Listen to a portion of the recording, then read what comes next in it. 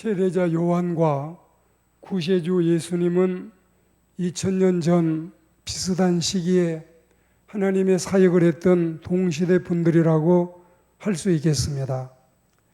모친 간의 친족이었기 때문에 성장기부터 서로가 모르고 지냈다기보다는 서로 알고 성장했을 가능성이 더 크지요. 태어나기는 6개월 차이인데 어쩌면 1년이 12달이니까 한 해에 태어났으면 동갑내기일 수도 있고요. 공통점은 두 분 다 할 말은 모두 꼭 했다는 사실이고 결국에는 감옥을 가고 죽임을 당하는 순교자의 삶, 제물의 삶을 살았던 겁니다. 먼저 태어난 요한을 소개하자면 요한은 뭔가 신비한 존재가 세상에 그 모습을 드러낸 것 같고 마치 환타지 소설에 등장하는 어떤 마법사나 무협 소설에 등장하는 도사 같기도 하고 말이지요. 그리고 출연하는 광경을 보셔요. 그는 은둔에 있던 고수의 냄새를 풍기며 등장을 하는데 천연 무수탕 짐승 털옷을 입었지요. 허리춤에는 가죽띠를 질끈 동여 맸지요. 그리고 음식은 메뚜기에 토종 석청을 찍어 먹지요. 이런 모습이 결코 평범해 보이지 않는 비범한 인물이었습니다. 거기다가 고함을 지르기는 하여도 무작정 소음만 일으키는 것이 아니라 광야에 외치는 자답게 메시지가 있고 또 미션이 있는 분이었습니다. 결코 광인은 아니었고 차라리 신앙적인 기인으로 묘사해도 충분한 인물이었습니다.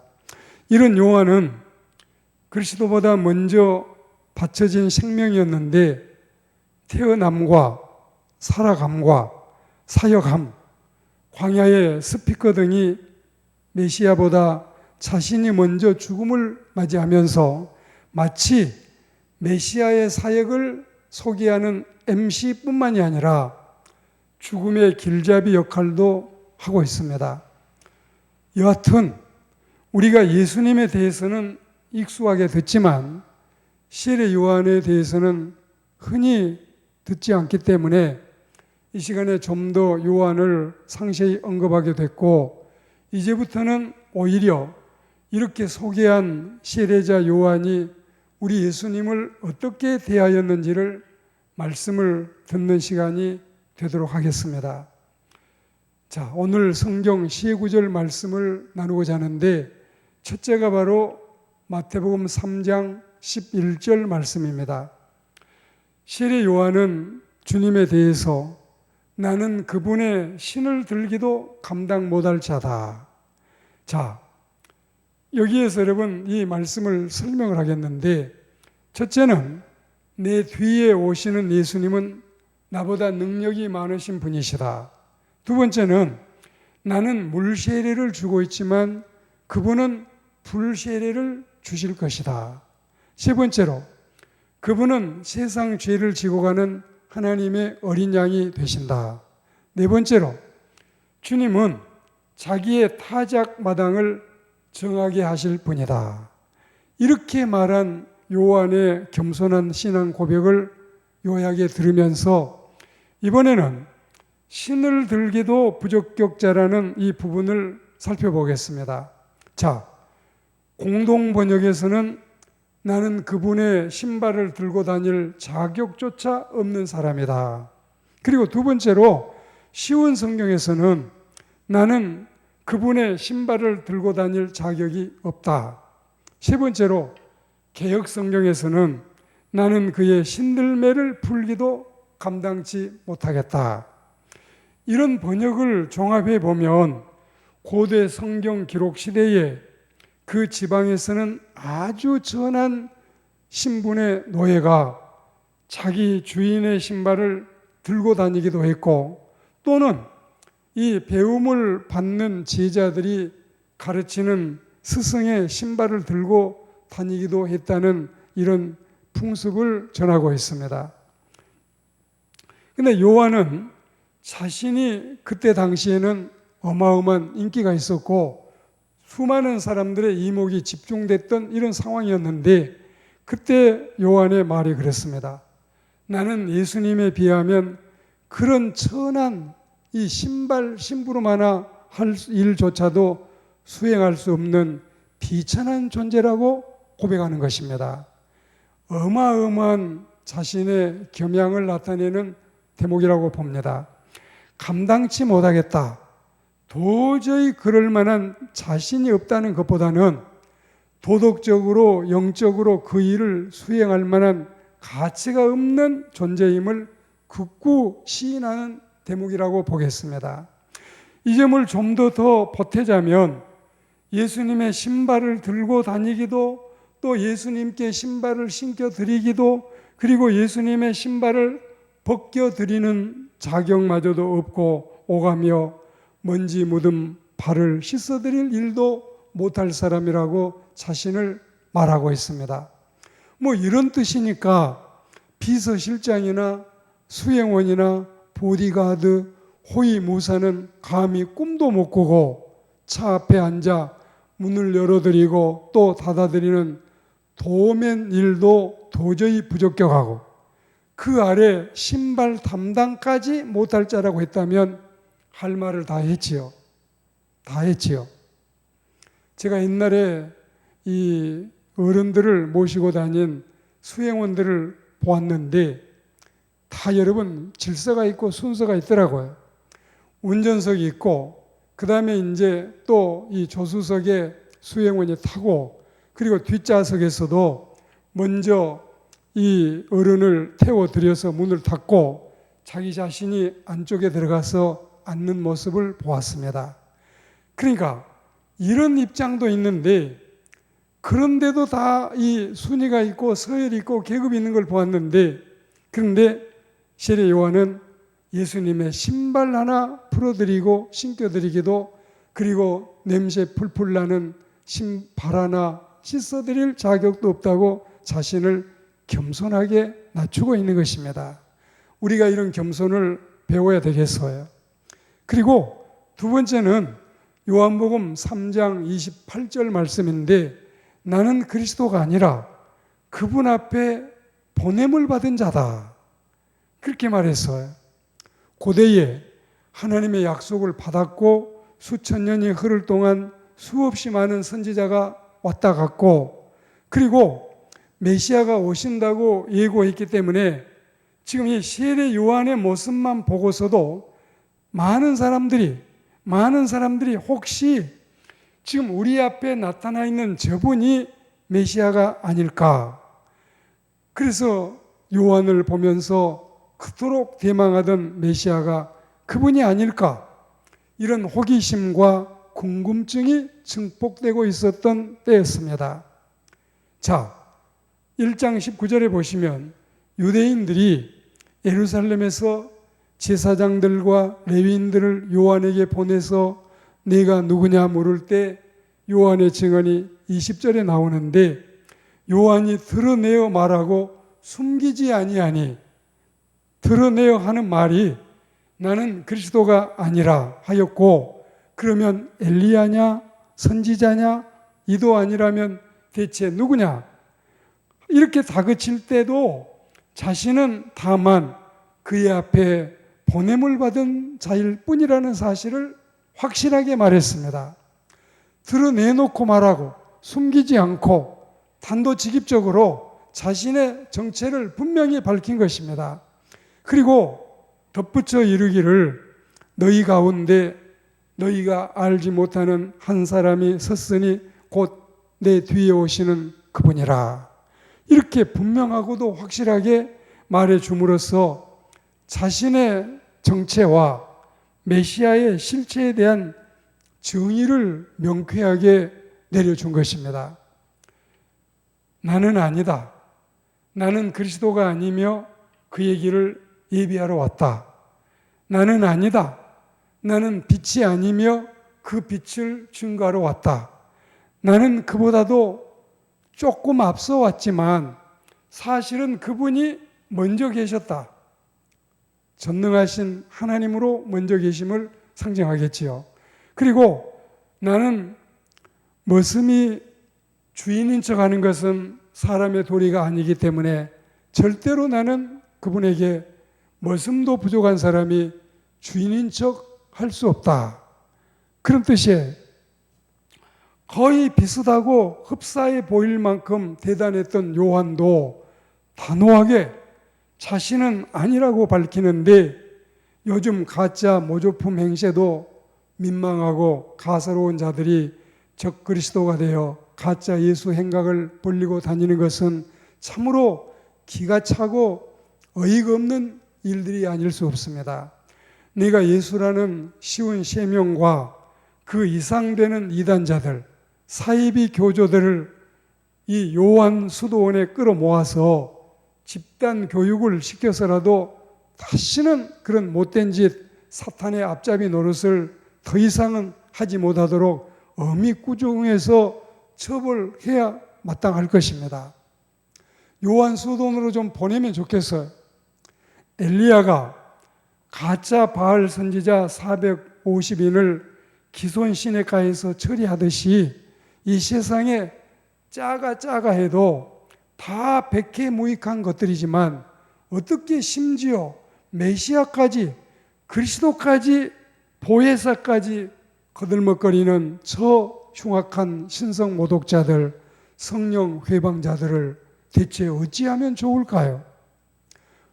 절대로 우리는 주님 앞에서 이런 자들이 아니고 나는 그분을 전파하는 자요, 그분을 소개하는 자요, 그분의 차마 민망하지만 종로로 달 자격도 없는 자라는 사실을 고백함이 우리 인간의 진정한 도리가 아닐까 싶습니다. 그리고 마지막 세 번째로 요한복음 3장 30절 말씀인데 요한이 외치기를 그는 흥해하겠고 나는 쇠해야 하리라. 이 말씀을 쉬운 성경에서 풀었을 때는 다분히 시대적인 감각으로 표현하기를 그분은 점점 위대해질 것이고 나는 점점 더 사람의 관심에서 멀어지게 될 것이다. 이렇게 했습니다. 그러나 이 뜻은 흔히 우리가 살고 있는 세간에서 진은에 뜨는 태양이라고 하는 의미가 아니라 요한은 가도 예수님의 복음은 온 천하에 두루 퍼져 나가고 전파될 것이고 또 그것이 마땅하다고 선언하는 요한의 진정한 메시아관, 진정한 자신의 사명을 말하는 것이 되겠습니다. 제자된 우리가 주님을 영화롭게 하면 주께서는 우리를 복되게 하는 것이고 주님은 우리가 쇠하게 해드리면 그의 종된 자들은 흥할 수가 없는 것입니다. 하나님의 노여움을 살 일밖에는 안 되는 것입니다.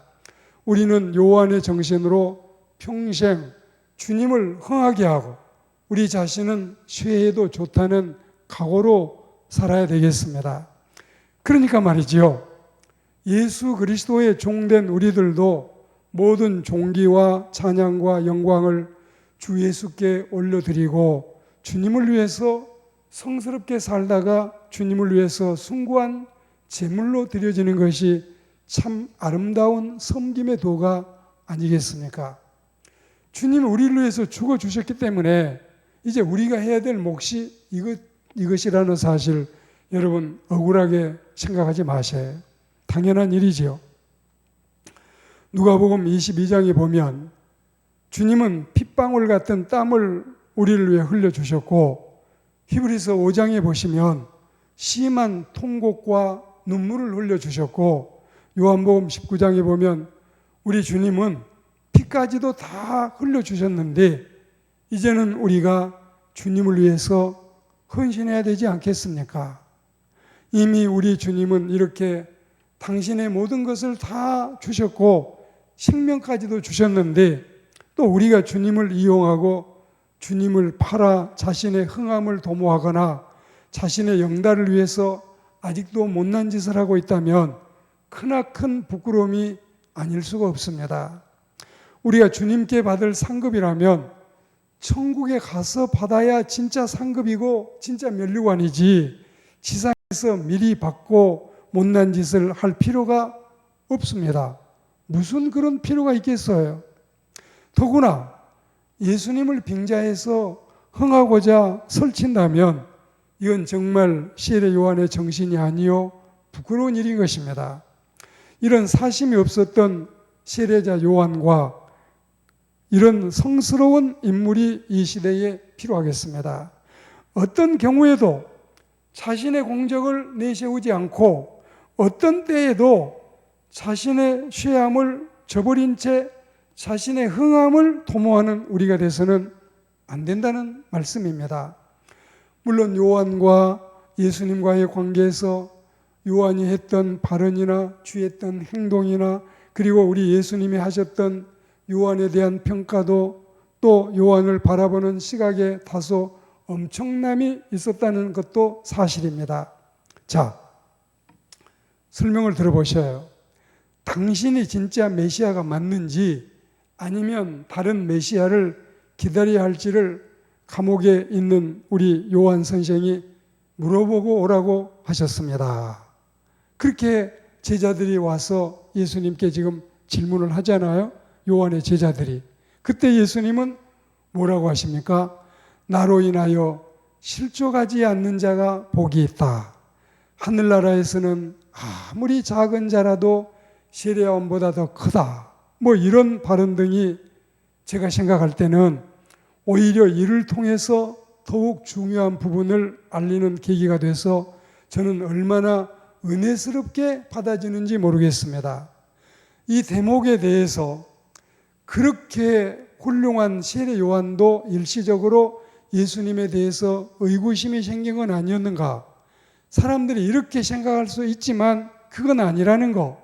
그리고 예수님도 뒤끝이 안 좋아서 세례 요한보다도 지극히 적은 자라도 하늘나라에서는 더 크다고 말씀하신 부분도 우리가 오늘 제가 설명을 드리겠어요. 자, 보십시오.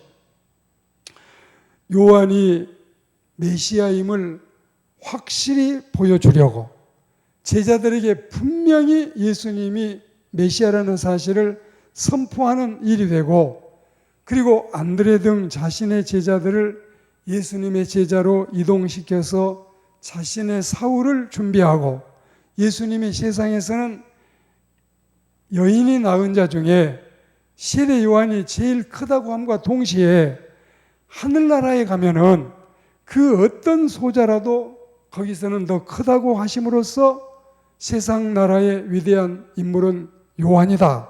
그리고 너희들도 이제 하늘나라에 가면은 어린 소자도 세상의 요한보다도 낫다. 이렇게 여러분 굉장히 파격적으로 놀라운 사실이 두 분의 대화 속에 오고 가고 있는 것입니다.